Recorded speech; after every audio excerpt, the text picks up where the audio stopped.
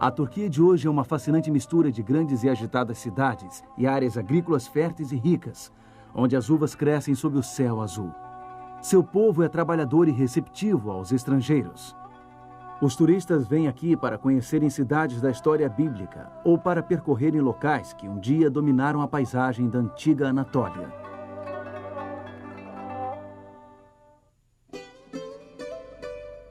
O apóstolo João passou seus últimos anos em uma ilha rochosa não muito longe das margens ocidentais da Turquia. Desta ilha, ele escreveu aos novos cristãos de 7 grandes centros. Muitos estavam sofrendo perseguição e opressão por parte do Império Romano.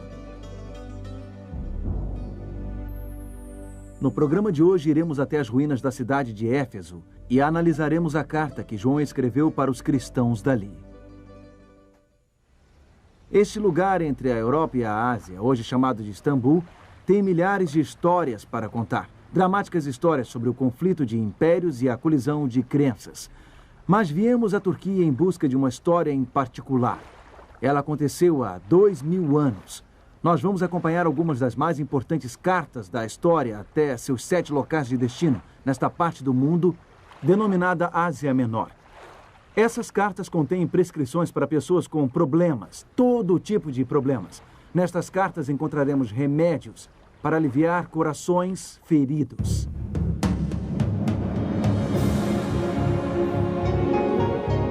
Ele permaneceu através dos tempos. O livro de Deus, a Bíblia. Indispensável em nosso mundo complexo. Está escrito, transmitindo esperança ao redor do mundo. Apresentado por Mark Finley. Hoje, um importante passo para trás. Eu apreciei a viagem de 3 horas e meia saindo de Kusadasi, com o vento soprando em meu rosto e o magnífico céu azul refletido no mar Egeu. A ilha de Patmos fica a 80 quilômetros da costa da Turquia. Nos dias de João, era uma colônia penal, um lugar para exilar pessoas no canto do vasto Império Romano.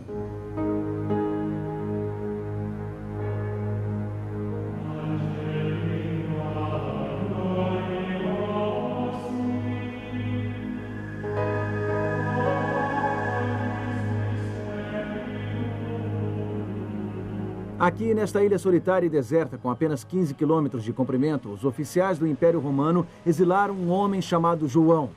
Ele era um homem idoso e não representava nenhuma ameaça à lei e à ordem. Mas os oficiais romanos temiam o que João tinha visto e ouvido. Seus olhos ainda brilhavam com a visão do homem mais revolucionário da história humana. João foi um dos discípulos de Jesus Cristo, um discípulo dedicado. E ele não conseguia parar de falar sobre ele. Ele não conseguia parar de falar sobre o reino de amor e graça de Cristo, mesmo quando isso significou opor-se ao culto ao imperador de Roma.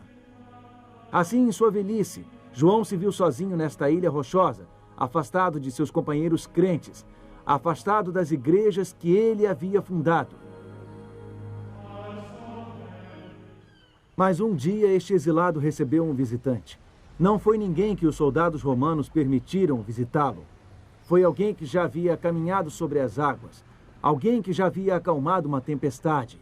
Jesus Cristo visitou o apóstolo João aqui neste lugar solitário. Foi Jesus ressurreto quem apareceu. Foi Jesus glorificado. João o viu em uma visão surpreendente. O rosto de Cristo brilhava como o sol. Sua voz era como a voz de muitas águas. E Jesus mostrou a João coisas tremendas que o apóstolo registraria em seu livro do Apocalipse. Coisas tremendas sobre como a história atingiria seu clímax no reino celeste de Cristo. Jesus também passou a João mensagens especiais a serem transmitidas. Mensagens a 7 igrejas muito amadas por Deus. 7 igrejas que João não mais podia visitar pessoalmente. No Apocalipse, encontramos 7 pequenas cartas para 7 igrejas na Ásia Menor. Eram congregações que enfrentavam uma série de desafios. Algumas eram sadias e prósperas, algumas estavam em crise, algumas estavam quase mortas. E João transmite a mensagem de Cristo a estes grupos de pessoas Cada carta é uma espécie de receita prescrita pelo grande médico. Jesus está dizendo, é isto que deviam fazer. É assim que podem solucionar o problema. Bom, uma prescrição do maior médico da história é algo muito valioso. São especialmente valiosos, porque até hoje enfrentamos muitos dos problemas enfrentados por aquelas igrejas. Então, são desafios humanos básicos. E Jesus enfrenta cada um destes desafios com a sua solução. Aqui está a receita divina para a cura. 7 cartas. 7 valiosas receitas para a cura das pessoas. Estas são mensagens que alcançam o coração. Elas nos apontam para o que é essencial.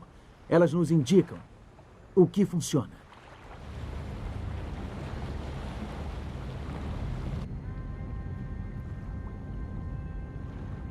Existem 2 razões por que vemos esta parte do mundo.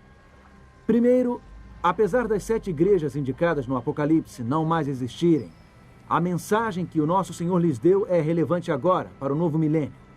Embora tenha sido dada no passado, ela se aplica ao presente. O conselho dado àquelas igrejas é o conselho que precisamos em nossa igreja hoje. A instrução de Deus para os cristãos do primeiro século fala com um significado ainda maior para os cristãos do século XXI. Ao longo da Bíblia, o número 7 simboliza a perfeição. Então, estas cartas são o conselho perfeito de Deus para os cristãos. Na mensagem às 7 igrejas, Deus revela seu conselho completo para as nossas vidas. Ao você estudar as mensagens às 7 igrejas, juntas, você vai sentir-se profundamente tocado pelas verdades transformadoras do Apocalipse. Existe um outro aspecto destas mensagens que precisamos considerar. Com certeza existiam mais do que 7 igrejas no tempo de João, no fim do primeiro século. Mas o próprio Jesus escolheu estas igrejas, e ele tinha também em mente ajudar os que viveriam nos últimos dias da história. Um segundo ponto. Essas 7 igrejas são representantes de toda a era cristã. Elas representam os vários estágios da igreja ao longo dos séculos. O anjo instruiu João. Escreve, pois, as coisas que hão de acontecer depois dessas coisas. Apocalipse 1, versículo 19. As mensagens de Deus para João eram para aquele tempo, mas também são para os nossos dias. Suas lições também se aplicam à igreja em todos os tempos. Nesta série de programas, examinaremos cada uma dessas cartas e também visitaremos os locais de cada uma destas 7 igrejas. Faremos descobertas que mostrarão como as 7 cartas do Apocalipse fazem sentido hoje. Então vamos iniciar a nossa jornada. A primeira carta foi escrita para um lugar chamado Éfeso.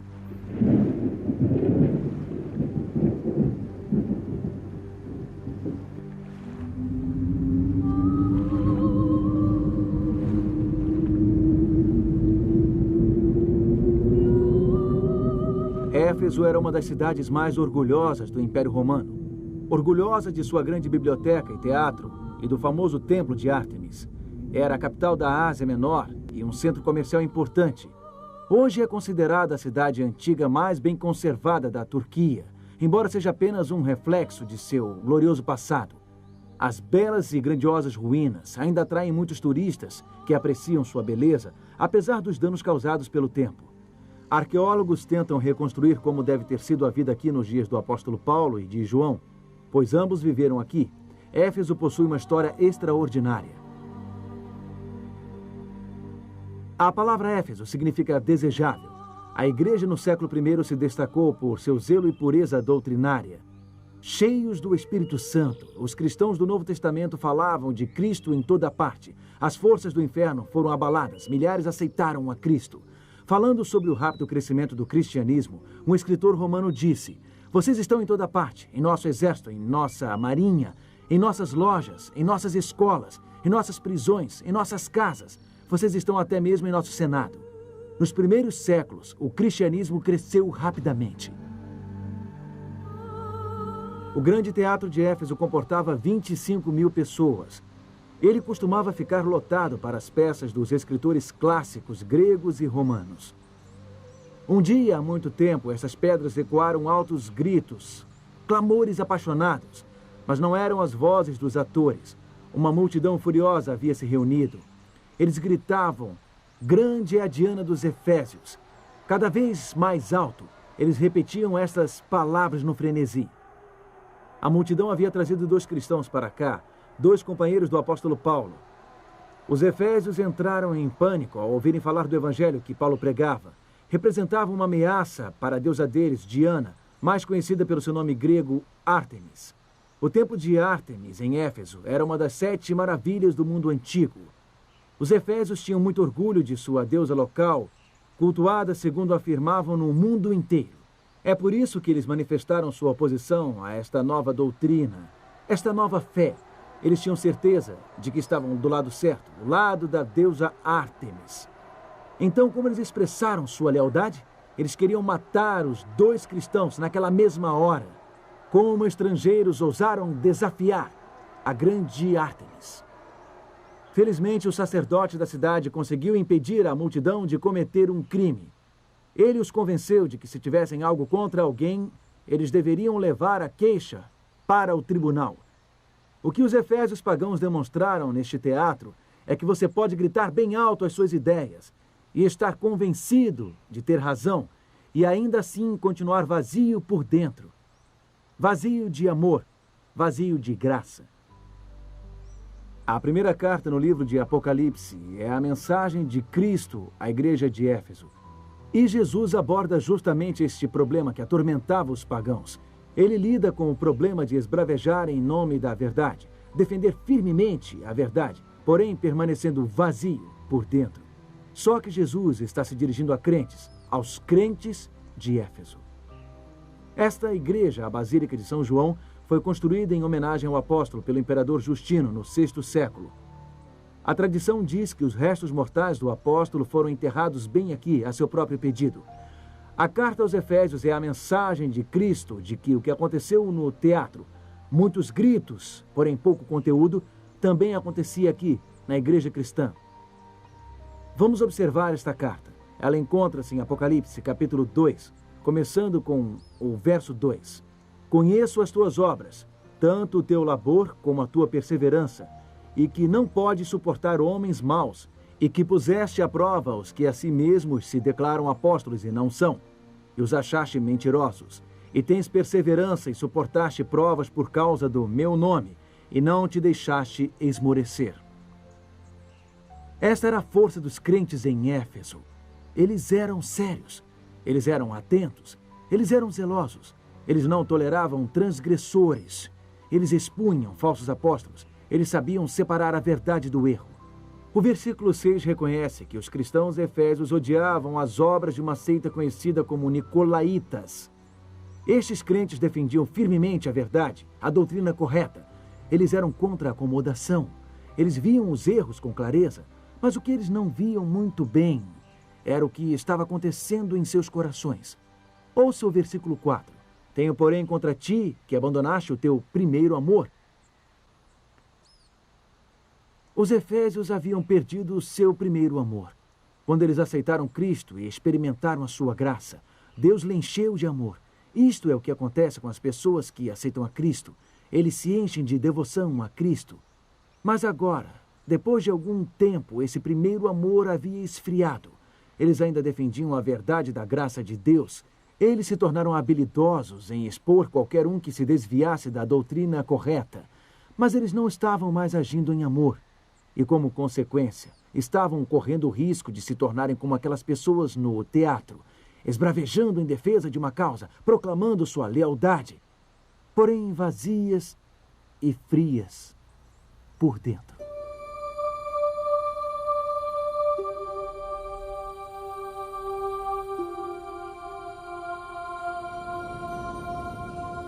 Uma das mais espetaculares ruínas em Éfeso é o que resta da Biblioteca de Celsus. Foi construída por Júlio César, em homenagem ao seu pai, em 135 d.C. Era um grandioso centro de conhecimento. Era o orgulho dos tempos áureos de Éfeso. A câmara interna da biblioteca abrigava cerca de 12.000 pergaminhos. Um muro externo, construído em volta da câmara, criava um espaço de ar que mantinha temperatura e umidade constantes. Havia muito conhecimento armazenado neste local. Podemos dizer que havia muita verdade preservada aqui. Infelizmente, a biblioteca foi destruída por invasores bárbaros no ano 262 d.C. Não sobrou nada de todo aquele conhecimento acumulado. a não ser esta magnífica fachada e uma carcaça vazia. A carta do Apocalipse enviada para este lugar nos alerta para não termos o mesmo destino. Podemos acumular um monte de conhecimento correto, podemos ter todas as doutrinas certas e mesmo assim acabarmos vazios, apenas uma casca. Você perdeu o seu primeiro amor. Esse é o problema. Este é o diagnóstico do grande médico. Então, que solução Jesus oferece? O próspero povo de Éfeso costumava andar nesta avenida chamada Rua do Porto, tocando os seus negócios. Como você sabe, esta cidade era um centro comercial muito importante. Esta rua de pedras tinha 500 metros de comprimento. Ela ia do teatro até o antigo porto da cidade. Ao longo desta rua podiam ser vistas vilas romanas com locais de banho exóticos e luxuosos. Pessoas ativas e bem-sucedidas costumavam fazer uma coisa por instinto. Estavam sempre querendo mais, sempre tentando progredir, sempre pensando em avançar. Mas em sua mensagem aos crentes efésios, Jesus disse que o progresso espiritual às vezes envolve o contrário. Em Apocalipse capítulo 2 e versículo 5, encontramos a recomendação de Cristo. Lembra-te, pois, onde caíste. Arrepende-te e volta à prática das primeiras obras. O que Cristo está dizendo é o seguinte: você precisa retroceder para avançar. Precisa voltar à sua antiga devoção. Precisa voltar ao primeiro amor. Precisa voltar a ser o que era logo depois de ter conhecido a Deus. Precisa fazer o que costumava fazer, as primeiras obras. Você tem avançado pelas avenidas da vida. Você está seguro de que está do lado certo, no caminho certo, na verdade. Mas às vezes é preciso retroceder na caminhada para que haja progresso.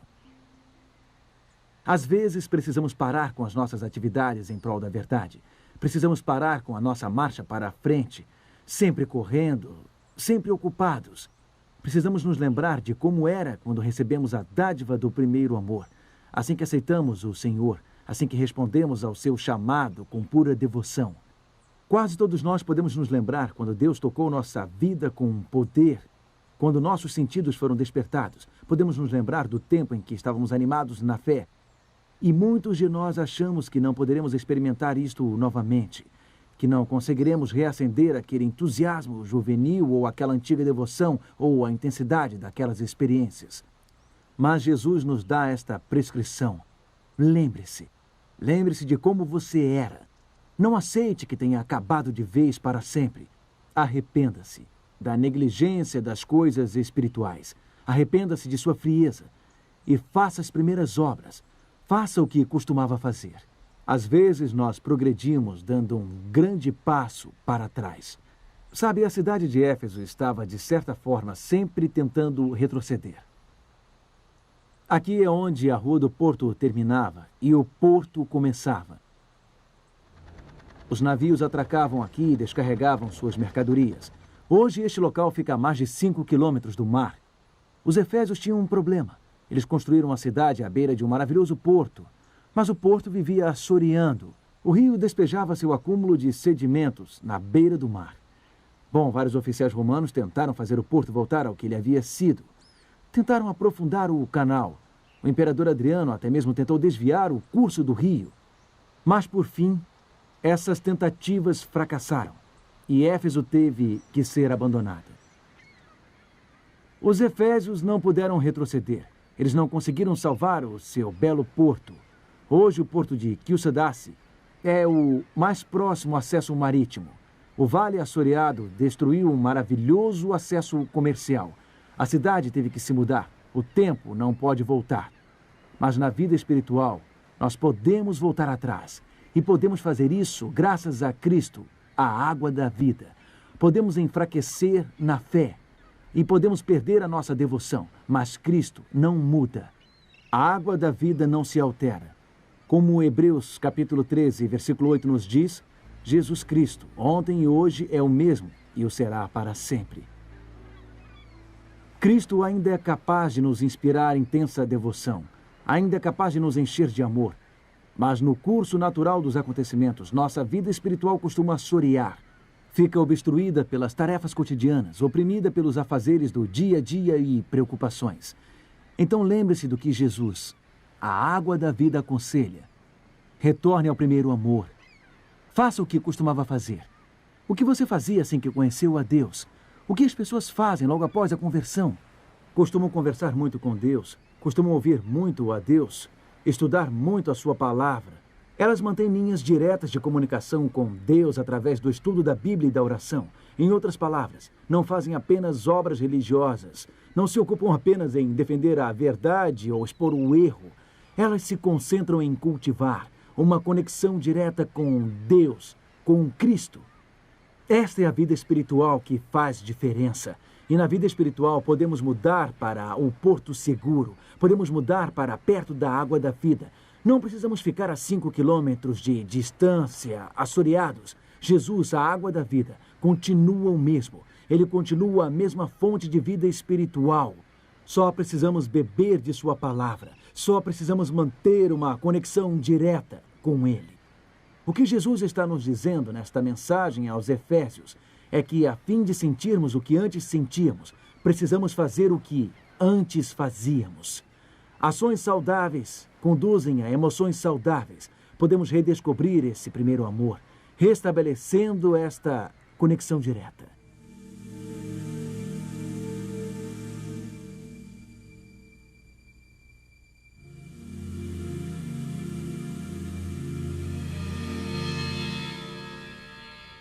Este é o local do antigo e glorioso Templo de Ártemis.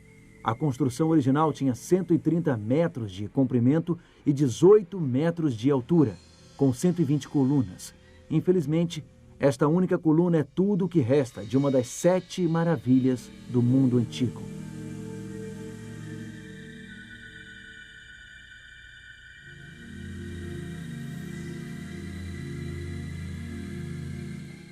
A deusa Ártemis não representa mais uma força espiritual em nosso mundo de hoje.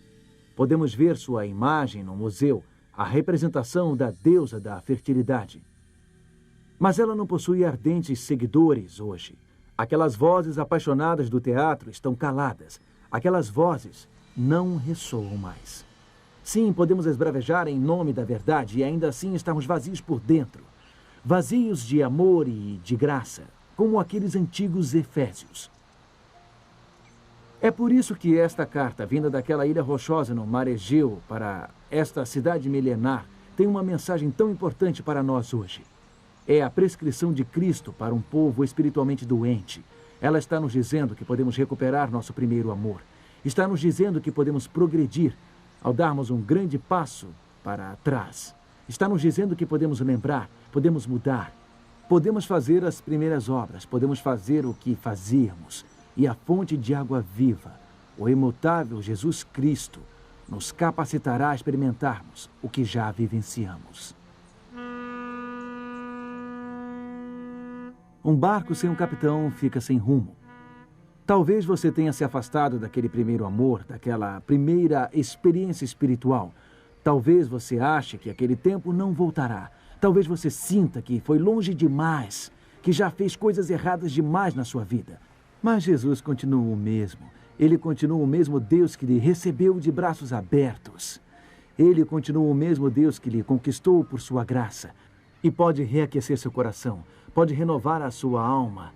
Ele pode lhe encher de amor de novo. Mas você precisa se aproximar da água da vida, a fim de sentir o que você sentia antes. Precisa fazer o que fazia antes. Tem que se dispor a restabelecer esta conexão direta com Ele, através do estudo da Bíblia e da oração.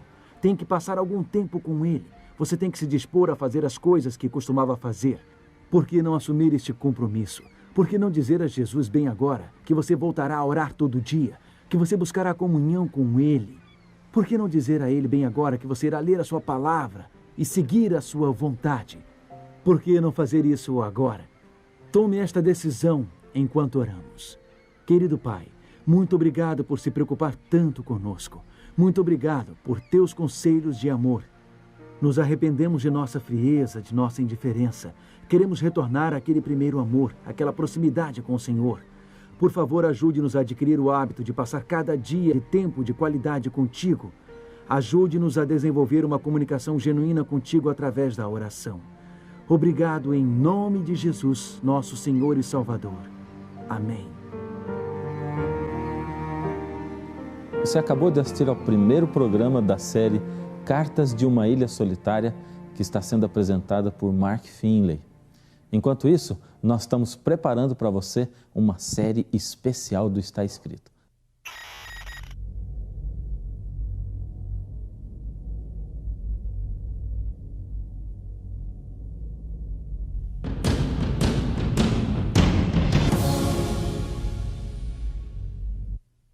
Você que é doador do Está Escrito já deve ter recebido cartas do pastor Williams Costa Júnior contando como Deus tem guiado e abençoado esse ministério.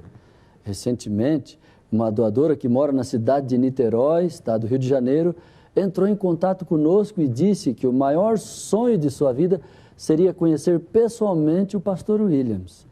Em atenção a esse pedido tão especial, pastor Williams e sua esposa Sonete visitaram Dona Emelina, uma senhora de 87 anos que é doadora do Está Escrito desde 99. Ela é mãe de 5 filhos, 10 netos e 8 bisnetos. Você é filha dela? Como vai? É, parece muito. Prazer, viu? Forte na luta? Durante a visita, o pastor Williams conversou sobre os desafios do programa Está Escrito. Como é que a senhora se sentiu quando o programa saiu daqui do Rio de Janeiro? Porque ficou um tempo que a senhora ficou ajudando o programa. Fiquei triste da vida, fiquei chateada. E a senhora não desanimou de doar porque o programa saiu? Ah, claro que não. Falei, passa onde for, tá ganhando alma. No final, o pastor Williams e sua esposa agradeceram a enorme contribuição desta fiel doadora do programa Está Escrito. O encontro foi concluído com uma oração. Querido Deus e Pai, nós te agradecemos pela vida da dona Emelina. Amém, Senhor. Nós te agradecemos pela inspiração que ela é e por sua fidelidade, ajudando o programa Está Escrito. Abençoa sua vida, sua família, seus filhos. Dá-lhe saúde, Senhor, e que todos nós possamos ser inspirados por sua dedicação e por sua fidelidade. É o que nós te pedimos em nome de Jesus. Amém. Obrigada, meu Deus, que você me realizou mais esse sonho, Senhor. Agora vou morrer feliz. Amém. Esta alegria de poder doar para o programa Está Escrito pode ser sua também. O programa depende de você. O Está Escrito é um ministério de fé, por isso sua doação é indispensável. Um passo muito grande foi dado esse ano quando decidimos voltar com o programa nas maiores capitais do Brasil. E este é um grande desafio e contamos com você. Porque eu fiz um voto de dar até morrer. Deus me dá tanto, por que eu não vou dar para ele? Então eu não vou parar. Agora o dia que não for mais é para eu morrer.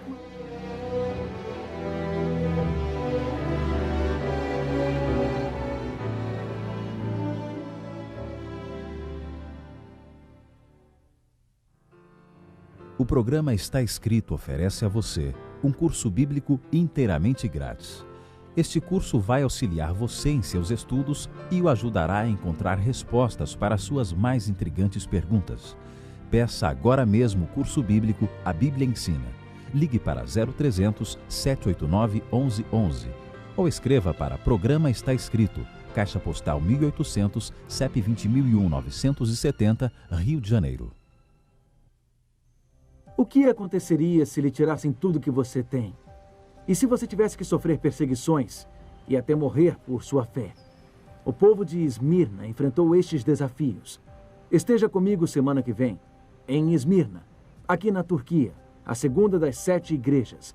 Assista a esta série sobre o livro do Apocalipse. Até lá e lembre-se, está escrito, nem só de pão viverá o homem, mas de toda a palavra que sai da boca de Deus.